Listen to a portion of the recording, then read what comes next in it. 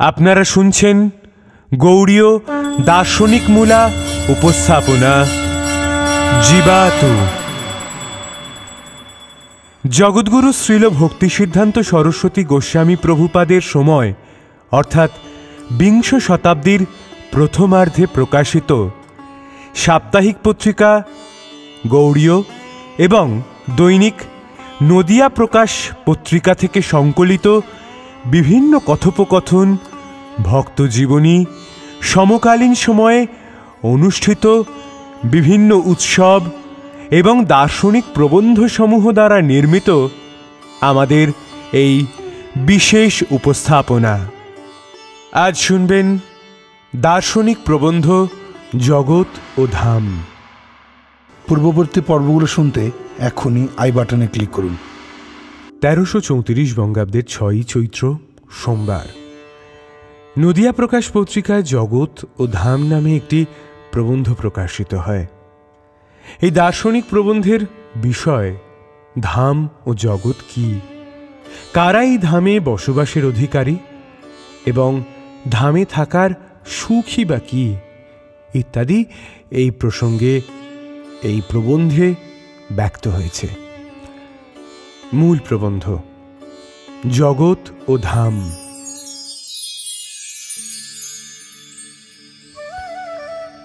যা নিত্যকাল থাকে না, যার সঙ্গে আমাদের নিত্য সম্বন্ধ নেই, তাই জগৎ। এই পরিদৃশ্যমান জগৎ ধামের বিকৃত প্রতিফলন মাত্র। সুতরাং ধামে যা আছে পরিদৃশ্যমান জগতে তাই বিকৃত রূপে লক্ষিত হয়। ধামে সেব্য বস্তু একমাত্র, অন্যান্য সকলেই তার সেবক। আর জগতে সেবা ও সেবকের সংখ্যা বহু। শ্রীধামে সেব্য বস্তুর সুখ সাধনই সেবকের স্বার্থ। জগতে সেব্য সেবকের স্বার্থ বিভিন্ন প্রকার। এখানে সেবক নিজ সুখের বিঘ্নকর হলে সেব্যের সেবা পরিত্যাগ করে থাকে। মোটের ওপর এখানে সেবা সেবকের নিত্যতা নাই। এই স্থানে সব ব্যভিচার। পত্নী পতির সেবা করে থাকে নিজের স্বার্থের জন্য। পতির স্বার্থ ও পত্নীর স্বার্থ এক নয়। পিতামাতা পুত্রকে ভালোবেসে থাকে, পুত্র পিতামাতার প্রতি ভক্তিও করে থাকে, তাও একেবারে স্বার্থশূন্য নয়। শ্রীধামের আচরণ এইরূপ ব্যভিচারময় নয়।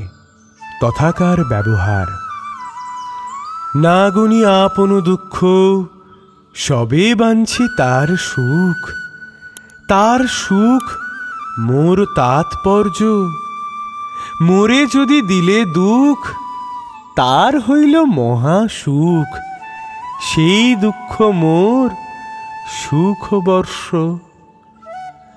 চতুর্দশ ব্রহ্মাণ্ড এই প্রতিফলিত পরিদৃশ্যমান জগতের অন্তর্গত। তন্মধ্যে ভূ ভুবা স্বাহ মহ জন তপ ও সত্য এই 7টা ঊর্ধ্বলোক।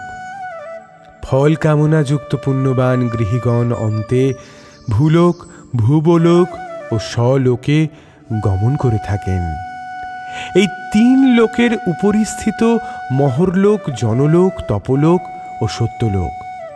এই 4টি লোক নৈষ্ঠিক ব্রহ্মচারী, বানপ্রস্থ ও জ্যোতিগণের প্রাপ্য। উপরোক্ত সপ্তলোকই অনিত্য। এরা সকলেই ক্ষীণে পুণ্যে মর্তালোকং বিশ্বন্তি।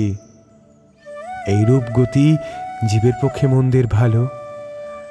এতদ্ব্যতীত আর এক শ্রেণীর লোক আছেন, তারা মুমুক্ষ। এদের প্রাপ্য স্থান ব্রহ্মলোক। এ স্থলেও নির্ভয় নেই। দ্বীপরাধ্য কাল গতে ব্রহ্মার আয়ু শেষ হলে এদেরকে আবার মর্তলোকে এসে সুখ দুঃখের অধীন হতে হয়। কিন্তু যে স্থান হতে জীবকে আর পুনরাগমন করতে হয় না, যেখানে জড় সুখ বা দুঃখ নাই, যেখানে জন্ম জরা মৃত্যু নেই, যেখানে কেবল আনন্দ, তাই শ্রীধাম। শ্রীধাম উপরোক্ত কর্মী, যোগী বা জ্ঞানী পক্ষে অতীব হল দুর্লভ।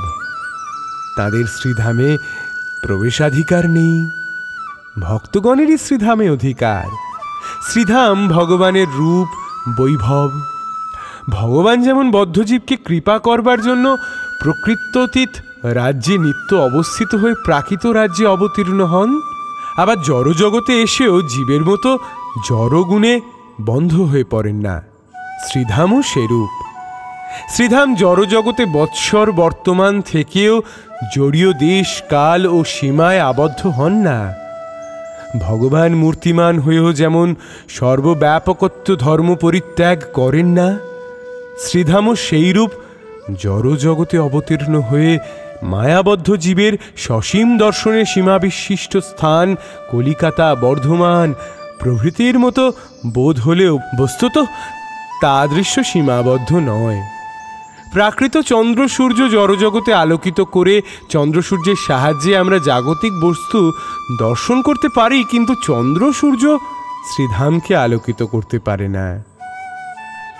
জরা আলোকের সাহায্যে শ্রীধাম দর্শন হয় না। ভগবানের অঙ্গকান্তি স্বরূপ ব্রহ্মালোকের দ্বারা সেই শ্রীধাম উদ্ভাসিত। সদ্গুরু কৃপায় জীবের চিৎ স্বরূপগত অপ্রাকৃত জ্ঞান সূর্যের উদয় হলেই অচিরেই শ্রীধামের স্বরূপ দর্শন হয়ে থাকে। আমরা পূর্বেই বলেছি, শ্রীধামে জন্ম মৃত্যু নেই, কালের প্রভাব সেখানে নেই। এমনকি পৃথিবীতে যে নবদ্বীপ, বৃন্দাবন, দ্বারকা, মথুরা প্রভৃতি ধাম বর্তমান, সেখানেও জন্ম মৃত্যু প্রভৃতি নেই। তবে আমরা সেই সব স্থানে কালের প্রভাব দেখতে পাই কেন? জড়জগতের মতো সেখানেও তো সুখ দুঃখাদি আছে, তার কারণ কি? এর উত্তর একটু কঠিন বটে। শ্রীধামে যারা জন্মমৃত্যুর অধীন হয়ে আমাদেরই মতো জাগতিক ভোগপর বুদ্ধি নিয়ে বাস করেন, তারা ধামবাসী নন। আমরা তাদেরকে ধামে বাস করতে দেখেছি বটে, কিন্তু তারা ধামে বাস করেও ধামবাসী নয়। এ বিষয়ে মহাজনের সিদ্ধান্ত বাক্যটি পড়ে বিচার করা যাক। ধাম মধ্যে কভু নহে জড় অবস্থিতি, জড়বদ্ধ জীব নাহি পয় হে থাগতি। ধামের উপরে জড় মায়াপাতি জাল, আচ্ছা দিয়া রাখে ধাম চিরকাল। শ্রীকৃষ্ণ চৈতন্যে যার নাহিক সম্বন্ধ, জাগের উপরে বাস করে সে অন্ধ। মনে ভাবি আমি আছি নবদ্বীপপুরে, প্রৌঢ় মায়া মুগ্ধ করি রাখে তারে